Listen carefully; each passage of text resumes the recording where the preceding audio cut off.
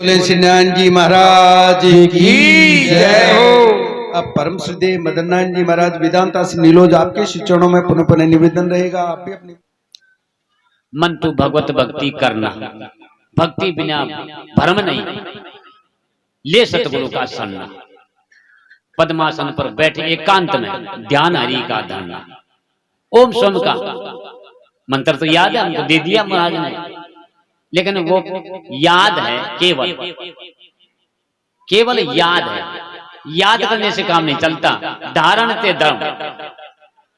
पद्मासन पर बैठे एकांत पर ध्यान हरि का धरना।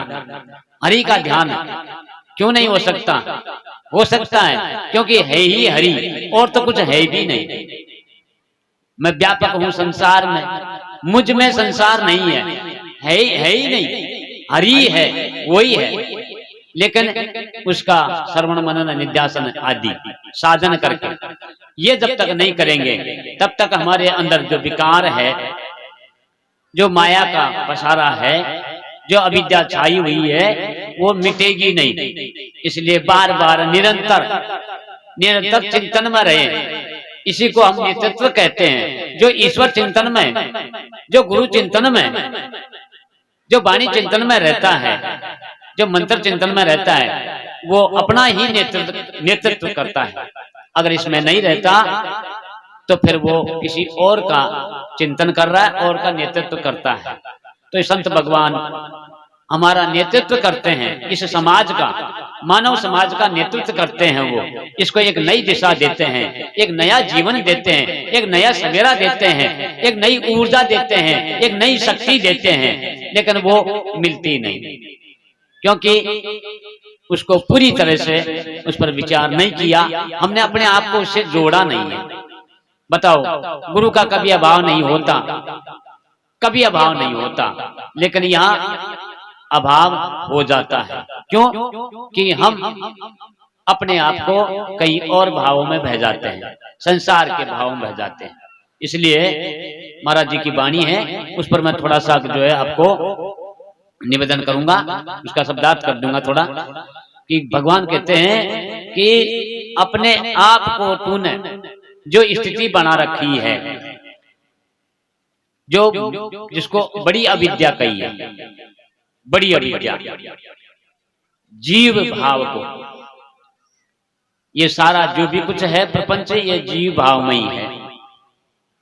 आत्म भाव में नहीं हो सकता, आप में नहीं हो सकता। ये भाव जो बना रखा है, संसार भाव बना रखा है, क्रिया भाव बना रखा है, वस्तु भाव बना रखा है, ये भावों को सबको मेट करके इसको जीव भाव कहते हैं। अल्पज्ञता, जो जन्म मरने का जो भाव बना रखा है, सुखी दुखी का जो भाव बना रखा है, ये जीव भाव को छोड़ दो। तज्जीव भाव अज्ञान, अज्ञान है ये। अगर ऐसी स्थिति में है तो अज्ञान है, ज्ञान नहीं कहते हैं इसको। तज्जीव भाव अज्ञान को क्यों दीन होए दुख पावे। दीन कहते हैं कंगाल को, गरीब को, अनाथ को, बेसहारा को, जिसके पास कुछ भी नहीं है वो दुखी रहता है। ये सही बात है, जिसके पास कुछ नहीं रहता वही तो दुखी। अब किसी के पास कुछ है तो फिर वो दुखी काहे को रहेगा, वो तो सुखी हो जाएगा।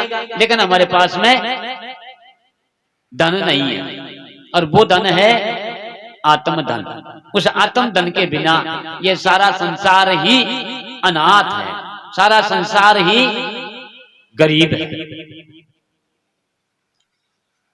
जीव भाव अज्ञान को क्यों दीन हो दुख पावे। दीनता, दीनता को त्याग, तू अपनो स्वरूप देख। ये जो दीन भाव बना रखा है इसको त्याग दे और वीरता ले आओ, अपना स्वरूप देख। तू तो स्वयं है, शक्तिशाली है, तू तो व्यापक है, तू तो ब्रह्म है, तू तो सच्चिदानंद घन आत्मा है। ऐसे अपने स्वरूप को पहचानो। फिर कहते हैं सदा शुद्ध तू सदा मुक्त है, और बंधन तुझको नहीं युक्त है। शुद्ध है, विकार है ही नहीं, निर्विकार स्थिति बताइए। सदा शुद्ध तू सदा मुक्त रूप है। मुक्त रूप तो अपना आप है, नहीं समझता, यही पाप है। मुक्त रूप है पहले से ही, ये भी बंधनकार मुक्त का ये भी एक कल्पना है। मैं मुक्त हो जाऊं, मैं मुक्त हो जाऊं, और यहां बताया कि मुक्त रूप अपने आप है। या मुक्त नहीं है, बंधन है। बंधन को कहीं मानता है, कहीं अपने आप को मुक्ति की चाहता है। जो बंधन में पड़ा वो मुक्ति को चाहता है, जो निर्बंधन हो भला उसको मुक्ति की क्या आवश्यकता है। जो सुखरूप हो उसको बताओ फिर कहाँ सुख होने की आवश्यकता है। ये सब कुछ खजाना, ये सब कुछ धन अपने पास में मौजूद है, उसको प्रकट करना पड़ेगा। जिस प्रकार से काष्ठ में अग्नि मौजूद होती है, लेकिन प्रकट करनी पड़ेगी, उसको प्रकट करनी पड़ेगी, प्रसाद करना पड़ेगा। अभी पूर्व में रामचंद्र महाराज ने कहा था धर्म अर्थ काम और मोक्ष। धर्म अर्थ काम और मोक्ष है, तो धर्म अर्थ काम, अर्थ काम को छोड़ करके धर्मांते धर्म को धारण करते हुए अपनी मोक्ष प्राप्ति करो। यही है पुरुषार्थ। पुरुषार्थ तो सभी करते हैं, लेकिन जो था उसी का पुरुषार्थ कर रहे हैं। वही तो बात आ गई कि खामे खाई, जबरदस्ती कर्ता बने का भाव बना लिया। अब कर्ता बनेगा तो भोक्ता बनेगा। निष्कामी बनो, निष्काम कर्म को करते चले जाओ। यही तो बात है सुधार की। सदा शुद्ध तू सदा मुक्त है, बंधन तुझको नहीं उगता है। तज अनात्म अध्यास को, फिर झुका तू रह जा। जो अध्यास जमा रखा है देह भाव का, अनात्म भाव को मेट करके आत्म भाव में स्थित होना है। मैं आत्मा हूं ऐसा निश्चय करना, दृढ़ निश्चय करना। तजनात्म अध्यास को, फिर जीव का तू जैसा है वैसा का वैसा ही, कुछ बदलाव नहीं होना पड़ेगा। जो है वही होना है। हमको क्या होना है, जो आप हो वही होना है, और क्या होना है। क्योंकि हम अपने आप को कहीं और कुछ और समझ बैठे, और मान बैठे, और जान बैठे, और हो गए, द्वितीय भाव बना लिया। द्वैत भाव को मेट करके अद्वैत स्थिति में स्थित होना है। फिर कहा स्थूल सूक्ष्म कारण दे, जागृत स्वप्न सुपति तू सदा शुद्ध तू सदा मुक्त है, बंधन तुझको नहीं उगता है। तजनात्म अध्यास को, फिर झुका तू रह जावे। स्थूल सूक्ष्म कारण दे, ये तीन स्थूल शरीर है, स्थूल सूक्ष्म शरीर और कारण, इन तीनों में विचरण करते हैं हम। स्थूल देही जागृत में कार्य करती है। देह, ये जो स्थूल देही है, इसमें अपने आप को जमा बैठा है। स्थूल सूक्ष्म जो सपने में काम करता है, 17 तत्व का, और कारण, ये तीन शरीर हैं, तीन अवस्था और तीन ही गुण है। ये अवस्थाओं में जो भरता है, इस भाव को खत्म करो और फिर अपने निज स्वरूप में जाओ। स्थूल सूक्ष्म कारण दे, जागृत स्वप्न सुषुप्ति तू ही, इन तीनों का साक्षी तू ही है। तीनों अवस्थाओं का साक्षी तू है, तीनों शरीरों का भी सबका तू ही साक्षी है। ये तेरे से भिन्न नहीं हो सकते, इनका तू साक्षी है, तो इनका दृष्टा है। फिर कहा आगे स्थूल सूक्ष्म कारण दे, जागृत स्वप्न सुषुप्ति तू ही, तुरिया तेरा स्वरूप है, शुद्ध चेतन ब्रह्म का।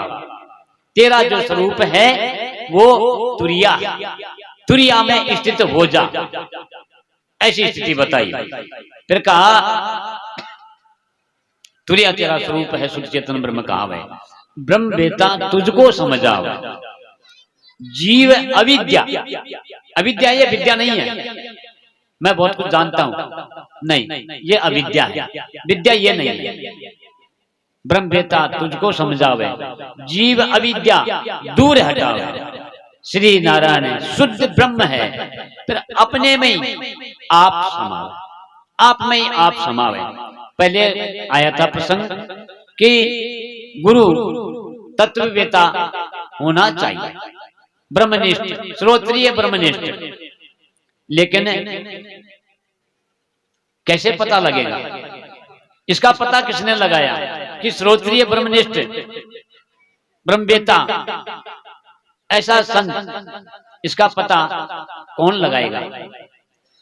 जो अपना नेतृत्व कर चुका है, अपने आप को समझ चुका है, अपनी ओर जिनकी वृत्ति बन चुकी है, अपनी ओर जिनका स्वभाव बन चुका है, वही समझ सकते हैं। अरे के बस की बात नहीं है, क्योंकि यहाँ अगर कोई परख है हो रही है, परख अगर कोई कर रहा है तो कोई पारखी होगा, वही परख कर सकता है। जो जगती जीव है, जो भोगी जीव है, जो कर्मी जीव है, वो नेतृत्व नहीं कर सकते। इसलिए सबसे बड़ा कोई साधन है अपने जीवन का मूल्यांकन करने के लिए, अपने जीवन का नेतृत्व करने के लिए कोई साधन है तो सत्संग से बढ़कर के कोई साधन नहीं हो सकता। तो सदा आचरण सत्य का ही करते रहे, सब में सत्य को ही देखते रहे, ऐसा एक स्वभाव होता है। संतों का सरल स्वभाव होता है, वो सदा सत्य में सत्य का ही आचरण करते हैं, सत्य में ही रहते हैं, सत्य का ही जीवन होता है। ऐसा जीवन बनाने से हमारा जीवन सुधर सकता है। अभी स्वामी ओम दत्त जी महाराज जी को आप हम सुने का